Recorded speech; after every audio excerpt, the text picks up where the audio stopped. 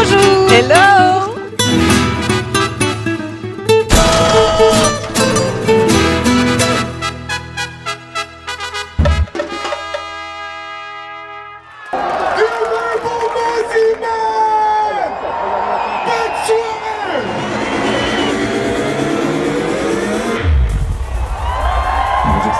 J'ai pas très bien élève au Paléo.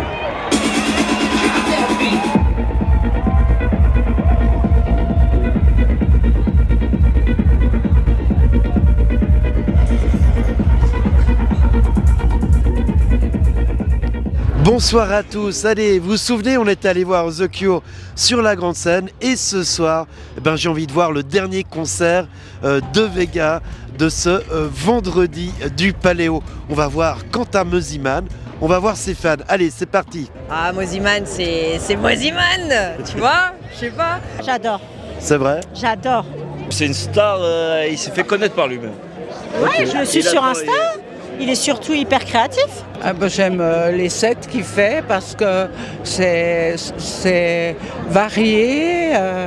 Il chante, il joue d'un instrument sur ses sets, donc c'est très agréable. Et j'ai deux petites anecdotes. Vas-y. C'est que le père de Quentin Mosimann qui se cache là en haut avec le petit béret, en fait c'est mon prof de ski à l'époque. Mais non! Donc justement ça fait plaisir de venir voir Quentin, ouais. Je l'ai vu à Cova Santa le 6 ou 7 juin à Ibiza, c'était super, il a fait danser tout le monde. Les vieux, les jeunes, c'était vraiment super. C'est fou parce que justement à l'époque quand j'étais petite, je regardais la Star Academy et je l'ai vu en petit fin, tu vois, et là il a forcé. ouais, Et puis il il a chante du plus. vécu. Il Ouais, chante plus. Ouais, un peu quand même des fois. Hein. C'est vrai? Ouais, un peu des fois quand même dans ses lives. Hein. Ok.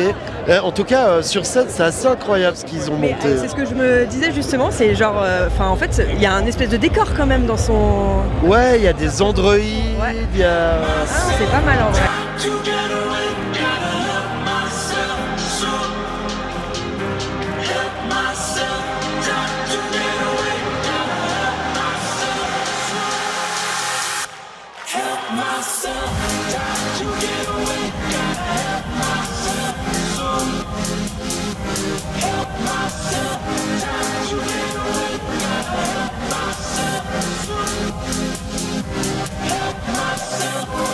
La Dream Track de tes rêves, c'est quoi? La quoi? La Dream Track. La Dream Track. La Dream Track. Dream Track. Tu connais? Oui, je connais. Et c'est quoi? Tu peux nous expliquer? Alors, c'est quelqu'un qui lui donne plein de références, qui peuvent être des sons, des films, des bruits, des références, et après il en fait un track. Franchement pour moi ça serait de faire une dream track sur nous, les copains du village, ceux qui vivent ensemble depuis un long moment, Val-de-Rue, dans la campagne de Neuchâtel. Ça serait lui faire des morceaux qu'on connaît. soit tout est rien. Alors moi, il y aurait Goldorak dedans, sûr. Il y aurait Métamorphose. Après, il y aurait un mélange de tout, de pop, de rap, un peu quand même d'MC Solar. Alors pour la dream track, je pense à un côté assez rock. Et aussi, vous voyez peut-être la fin de Civilisation, enfin le son de Orelsan, quelque chose qui est un peu mélancolique, un peu orchestral comme ça. Voilà, quelque chose avec beaucoup d'émotion, beaucoup de jus, c'est le plus important. Qu'il envoie un truc avec un peu de guitare électrique, un truc un peu, peut-être un petit peu plus rock, avec un petit peu de rap. Bon, ouais, voilà, une type d'inspi comme ça. Il y aurait du Sum 41, parce que je suis très très fan. Il y aurait des références de films. Là tout de suite j'aurais pas, peut-être ou de séries que j'aime bien. Il y aurait les Daft Punk. Il y aurait un peu de musique classique. Et ça finirait avec la lambada. Comme musique en général, j'écoute beaucoup de la house. J'aime la variété française aussi. Je rajouterais une touche de Patrick Juvet là au milieu. Mais tu m'attends même sous la pluie, faut pas rêver. Pour quelques nuits, vouloir une vie, faut pas rêver. Joli. Et ben voilà, Quentin Mosimann, tout de suite sur la scène de Vega. Je suis certain qu'il y aura ma Dream Track ce soir.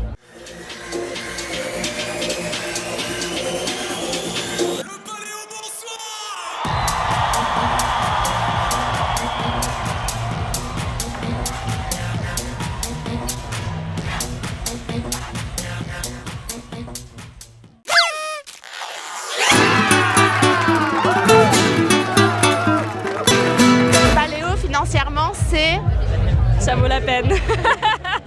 Cher. Cher. Cher, mais ça vaut la peine. C'est correct. Possible depuis que j'ai un travail. Ça vaut le coup. Bonjour tout le monde, vous le savez, c'est de plus en plus dur de trouver un billet pour Paléo. Chaque année, ils partent en moins de 20 minutes et ces 20 dernières années, le prix du billet a augmenté. Il est passé de 64 francs à plus de 100 francs. À une RTV, on s'est demandé quel était le budget moyen des festivaliers et festivalières. Deux d'entre eux ont accepté de partager leurs dépenses au temps d'une soirée. Vous allez pouvoir rencontrer Quentin et Nicolas. Mais avant ça, j'ai pu rencontrer le responsable de la billetterie et je lui ai demandé quel était le coût, selon lui, d'une soirée au festival. Ça va dépendre de ce que la personne a envie de vivre sur le terrain, combien de fois elle va manger et puis ce qu'elle va consommer en fait. Vous avez une idée, une moyenne peut-être? Allez, on va dire 100 francs. Paléo, vous voulez que ça reste un festival populaire, c'est ce qui est dit, et notamment à travers le prix du billet. Comment vous y parvenez? Oui, alors c'est vrai, alors le prix du billet il a augmenté chez nous, hein, les chiffres sont là. On a eu la période de Covid qui est déjà lointaine, mais qui a fait il y a des séquelles, on va dire. Aussi un marché de la musique qui évolue et qui est un peu en train de flamber, à notre avis. Oh, on va faire Katy Perry samedi.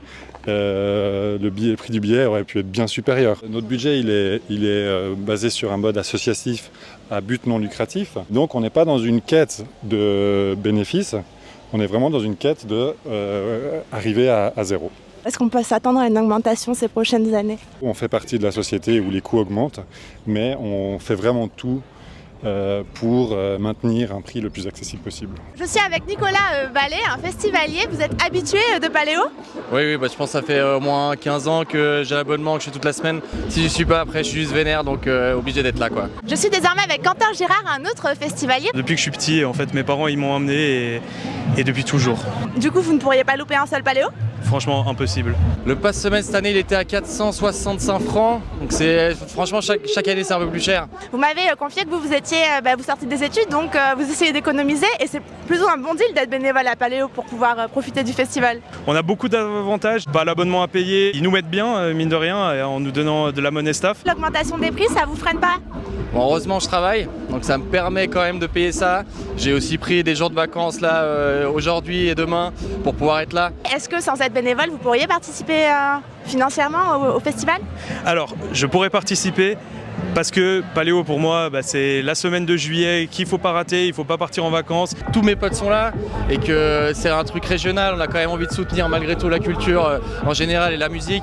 C'est surtout embêtant pour les personnes qui ont envie aussi qui font déjà des métiers pénibles, qui ont envie d'un petit peu se faire plaisir à Paléo et qui ne peuvent pas se payer le billet. Comment vous vous décrivez en tant que festivalier? Vous êtes plutôt dépensier, économe? Ah, ça dépend. Dans ma vie générale, je vais dire économe, en festival je regarde pas trop. Depuis 2 jours, assez raisonnable on va dire. Je pense qu'on est à peu près à 100 francs par soir, donc ça fait vite un budget. Ouais. Globalement à 500 francs pour la semaine. Ce soir vous allez donc vous filmer pendant le festival et on se retrouve demain pour voir si c'était juste. Bon voilà, premier achat de la soirée, sandwich merguez au stand marocain. 12 francs, très bon rapport qualité-prix. J'ai aussi pris une bière, une IPA au bar du rugby pour 6 francs plus 2 francs la consigne. Voilà les premiers, donc je suis à 20 francs pour l'instant. Alors après le concert de Théodora, une petite soif, gin tonic, donc 11 francs, une bière pour 5 francs, donc on est à 36 francs maintenant. L'IPA, ça m'a coûté 5 francs. Chico, faut rentrer. 7 francs. Jour 3 terminé. Je pense que ça va être la dernière dépense du soir. Malgré la hausse des prix, des dizaines de milliers de festivaliers répondent présents chaque année. Même si la facture s'avère plus salée que ce qui était prévu à la base, personne ne renonce à venir à Paléo.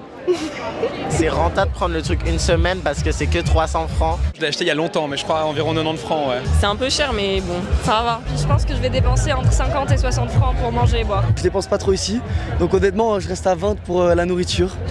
Comptant le billet, je dirais 100 francs pour une soirée avec à manger et puis à boire. En tout, peut-être jusqu'à 150 francs. Je dirais mon budget, c'est environ 30 francs par soirée. À deux 120 balles. À peu près 50 francs. Ensemble, pour chacun. Ah, donc 25 chacun? Ouais, oui. On est le lendemain, est venu le moment de faire le bilan. Alors, c'était comment cette soirée? Assez tranquille, mais quand même assez dépensière. Ah, est-ce que vous avez plus dépensé que prévu? J'ai pas plus dépensé que prévu, mais j'avais des amis là. Du coup, vu que j'ai le badge, c'est plus facile de payer et j'attends les Twins maintenant. Vous vous êtes retrouvés dans vos comptes? Ouais, ça va. On était à 83 là hier. Bon, j'ai payé une tournée, donc évidemment, ça a fait péter le budget. 50 francs la soirée pour le repas, les bières, les softs. Quelle serait la limite à ne pas dépasser? Ouais, un abonnement qui serait à 600 balles, je pense que c'est beaucoup trop. Et puis, ouais, je pense que ce serait la limite. Mais déjà, on voit que quand ils revendent les billets, ça part vite, 110, 120, 150. Et là, clairement, c'est pas possible. Est-ce que vous avez un tips peut-être pour moins dépenser à Paléo? Ouais, mais ça, Paléo, ils vont pas m'aimer, mais ramenez vos boissons. On voit bien que tout augmente à Paléo, que ce soit le prix du billet, le cachet des artistes, le prix d'un repas, un stand de nourriture, mais aussi la fête qu'a la population pour ce festival de musique.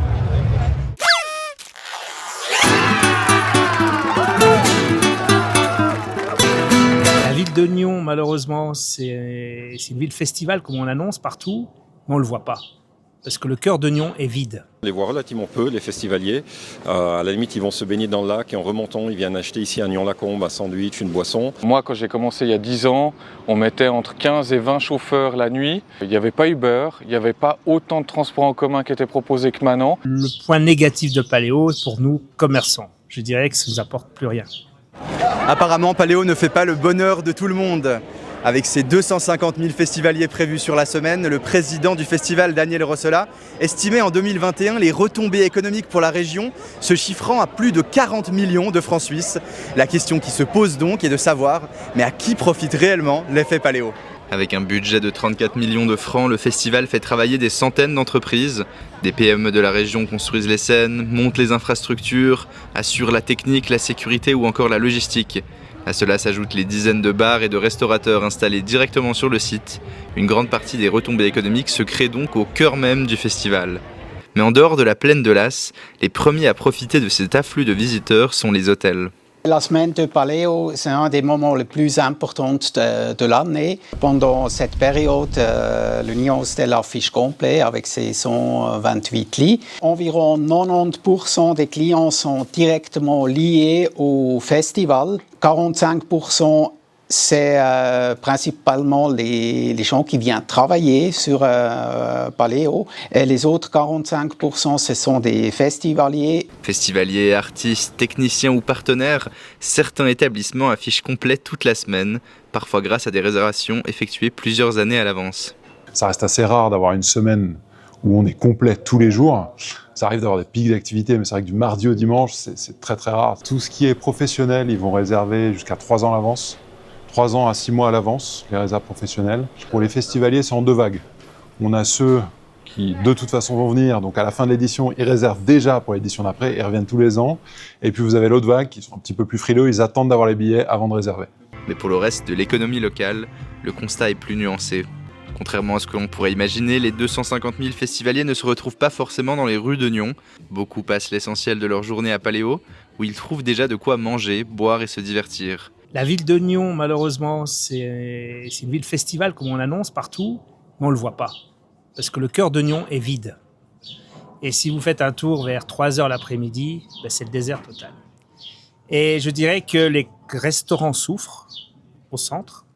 Bord du lac, certains sont fermés.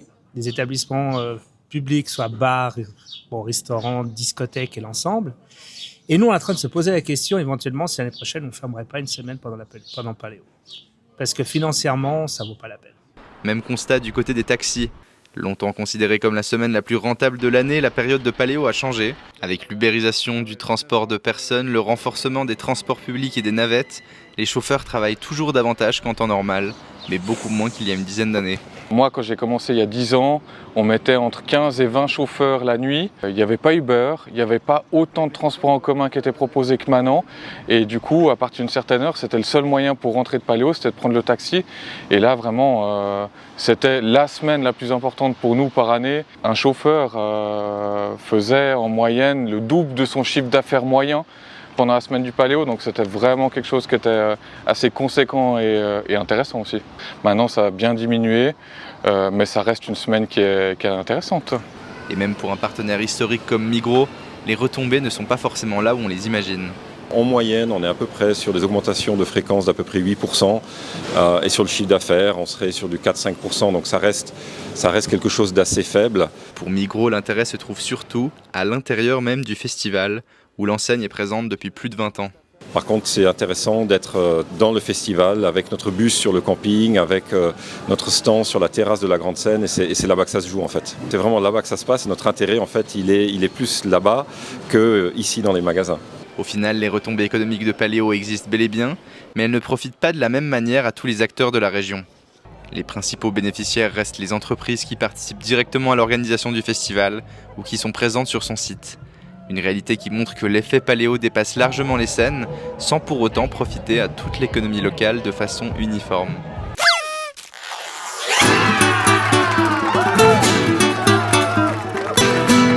Crédibilité. Notoriété, légitimité.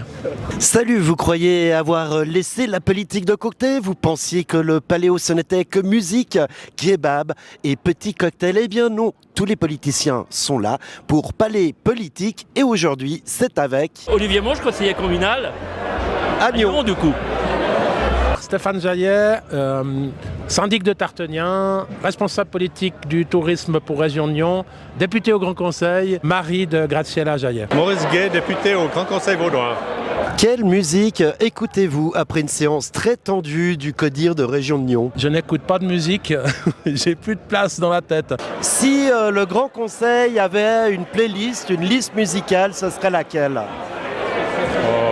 Du rock. Pourquoi du rock?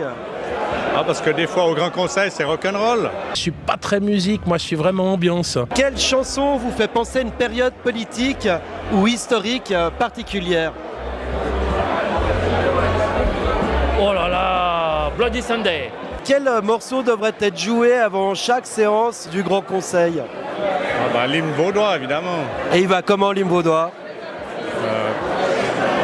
Je ne suis pas un bon chanteur, moi je préfère venir assister à Paléo, mais je ne suis pas un bon chanteur. Vous avez déjà arrêté d'écouter un artiste à cause de ses opinions politiques? Pas forcément à cause de ses opinions politiques, mais plutôt de son comportement. Quel conseiller d'État ferait le meilleur artiste? Valérie Nittli. Quel slogan politique ferait une excellente chanson?